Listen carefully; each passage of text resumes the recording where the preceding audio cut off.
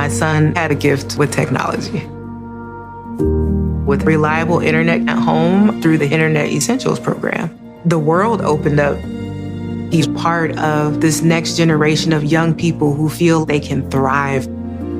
Through Project UP, Comcast is committing $1 billion to help open doors for the next generation with the connectivity and skills they need to build a future of unlimited possibilities. Dealing with mess can feel like an impossible task. It just keeps coming back. Well, today we're brought to you by the organization experts, IKEA. IKEA knows we all have those areas in our homes consumed by mess, whether it be that chair that collects all your clothes or the monstrous pile under your bed. That's why IKEA makes affordable wardrobe organizers, underbed storage, and other solutions to help you easily take back that chair and conquer the mess monster under your bed. Visit IKEA to explore more. You can't afford mess, so IKEA makes storage affordable. I'm your host, Annie Bowles, and this is News du Jour.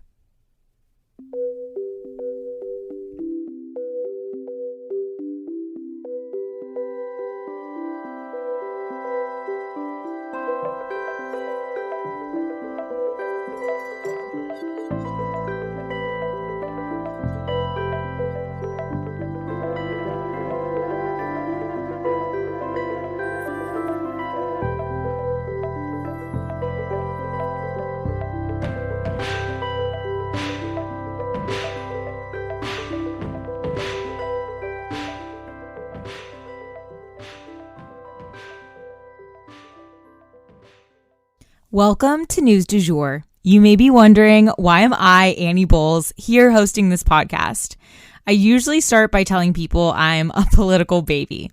You see, my parents met working on Capitol Hill. By the time I was 2, I had been in my first political commercial and even got lost crawling around the West Wing. Don't worry, Al Gore found me. My family then moved abroad when I was 9, and I attended an international school in Brussels with kids from all over the world. And it is this type of global perspective that I also bring to our show. I graduated from American University in DC after studying political science and art history, as well as interning on both sides of Capitol Hill. I even interned down the hall from where my parents met. I'm now pursuing a professional certificate in journalism at NYU in conjunction with Rolling Stone magazine. I guess I was always that friend in the group who cared deeply about not just what was going on politically, but also globally. I often kept my own friends informed through high school and into young adulthood, so I guess I've always done a version of this show. I'm genuinely passionate about following the news, and I'm here to break it down for you guys every weekday. We always strive to be a calmer space to get your news. Or, as one listener put it, like getting your news from a well-informed bestie. I'm so glad you're here. Okay, guys, so later on in this episode, just as a heads up, I have a pretty exciting announcement for you guys. It just kind of happened because it's a project I've been working on for almost a year, maybe like 9 months or so, but it just became relevant to what we were talking about, and I figured now is as good a time as any to let you guys know about it. So stay tuned for that later on in the episode.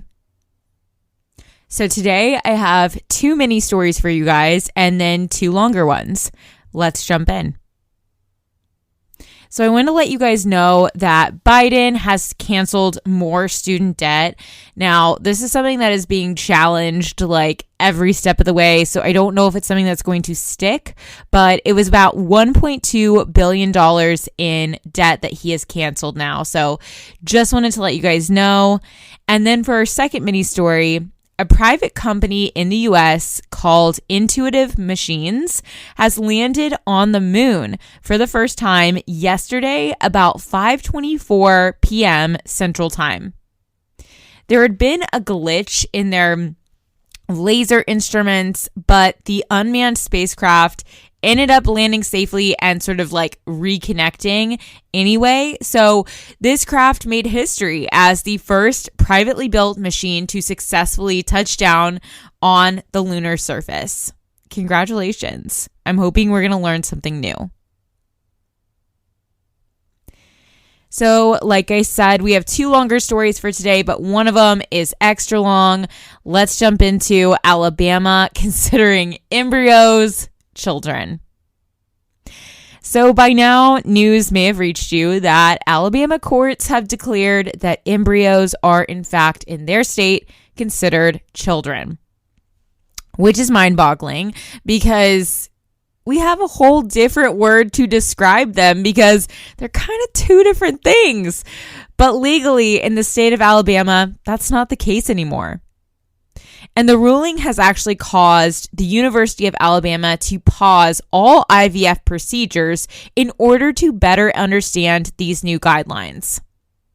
Seeing as now one wrong move or medical mistake, and they could be charged with murdering a child. Legit, you guys. Legit. A representative from the facility said of the new law, quote, "We are saddened that this will impact our patient's attempt to have a baby through IVF, but we must evaluate the potential that our patients and our physicians could be prosecuted criminally or face punitive damages for following the standard of IVF care for treatments." End quote. Y'all, I never thought I'd see the day. Not gonna lie. So how exactly did this law come about, you may be wondering? Well, there were actually 3 couples who sued for wrongful death after their embryos were destroyed by another patient who somehow got access to them. According to NPR, a lower court in Alabama ruled against the wrongful death suit because it determined that embryos are not people. But the Supreme Court of Alabama felt differently. They ruled that embryos are, in fact, what they called extrauterine children, which, doesn't make a ton of sense to me because my child is not in my uterus anymore, so wouldn't he be an extrauterine child? But I digress. Very little about this decision makes sense to me. For example, isn't it standard procedure to freeze embryos for later use? Well, we're not typically, freezing our children and then unfreezing them for use later on. Oh yeah, you can't do that to a child or a person. Embryos are not the same as people. There's something different. None of this makes any sense to me, but it seems to make sense to Nikki Haley. Nikki said, quote, "Embryos to me are babies," end quote. She did note that her son was conceived through artificial insemination, but when she was pressed about how this might prevent other families like hers from creating the babies they want so desperately, she seemed to back down, saying that those were, quote unquote, incredibly personal conversations that should happen between patients and doctors. When in reality, this is something that the courts are deciding, not patients and doctors. But you know what? Now is as good a time as any to let you guys in on a little secret that I've been keeping. We are actually finishing up on a short series on the subject of infertility. It will premiere on May 1st. This project has been in the works for almost a year now and will underscore the lengths to which families are willing to go to conceive to bring a child earthside. Being called to bring a child into this world is something innate and intrinsic, and it breaks my heart that families in Alabama will face yet another hurdle in their infertility journeys. Please be on the lookout for our upcoming series entitled Earthside, Sugar Free Media's very first project to come to YouTube, as well as this feed, of course. May 1st, 2024. For our next story today, the IRS plans to crack down on private jet use.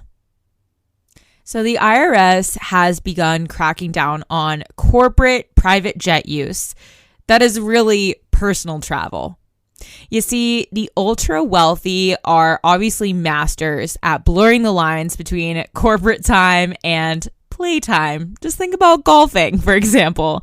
But the IRS has developed new tools using data analytics that can basically help auditors determine what private jet use was legitimately for business and what might have been more of a personal nature. The Biden administration in general is focusing on cracking down on wealthy Americans who find loopholes in our tax systems and exploit them. The Biden administration estimates that about, quote, $700 billion per year of tax revenue that is owed to the federal government goes uncollected, end quote, according to the New York Times. What's more, cracking down on private jet use is obviously a win for the environment. According to the Institute for Policy Studies, quote, estimates show that a passenger flying privately is responsible for approximately 45 times as many emissions as a traveler flying commercially on the same route, and 1,100 times the emissions of a person on a train, end quote.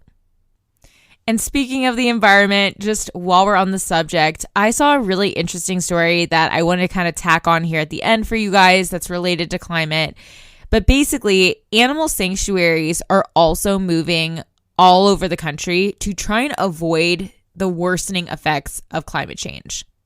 They've been forced to move due to extreme rainfall, droughts, and hurricanes directly caused by the Earth's warming atmosphere.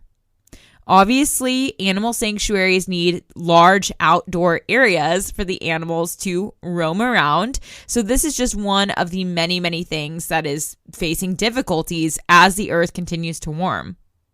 The pastures in upstate New York, for example, this is just one example, were no longer working as a sheep sanctuary because the animals were contracting a bacterial disease due to all the wetness in the constant rain. The animals actually needed a dry place to recover, but without a dry place to be found, it became impossible for them to stay there. So they had to move. But this is just one example. There's a whole New York Times article that just came out yesterday that chronicles various animal sanctuaries in their pursuit of the right space because the climate is shifting so drastically. And that for today is the news du jour. Today, I wanted to leave you guys with the quote, "The day I understood everything was the day I stopped trying to figure everything out." If you enjoyed this episode, please subscribe on whatever podcast platform you use to listen. A rate and review on that platform or a shout out on social media would mean the world to us and help us to be able to keep creating the news du jour and reach more people who need a calmer space to consume the news. But the best way to support all of our work is to become a patron at www.patreon.com/sugar-free media, and that is also linked in our show notes. You can follow us on social media at newsdujour.podcast on both Instagram and TikTok. You can follow my personal account at It's Annie Bowles on both platforms as well. Any little noises you may hear in the background are my rescue pup. He has a little separation anxiety and always records with me. We appreciate you listening and look forward to telling you about the news again next time on News du Jour. Broadcasting from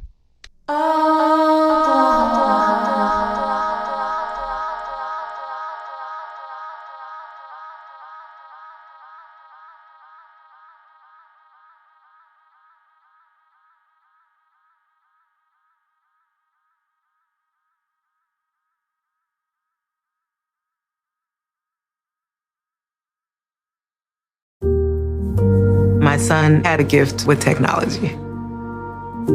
With reliable internet at home through the Internet Essentials program, the world opened up. He's part of this next generation of young people who feel they can thrive. Through Project UP, Comcast is committing $1 billion to help open doors for the next generation with the connectivity and skills they need to build a future of unlimited possibilities. Today, I want to talk about the hellscape that is technical diagramming, right? Everybody's nodding their heads right now, And there is a potential solution that I want to share. There was one name that several people brought up. I did some digging, and it's kind of nuts how much this program Miro has for developers. I have to share this. It could potentially be a game changer for you. So my favorite part about Miro is that half the work is already done. Like right now, typically we spend hours starting diagrams from scratch, right? Gathering information, you get buy-in from every team.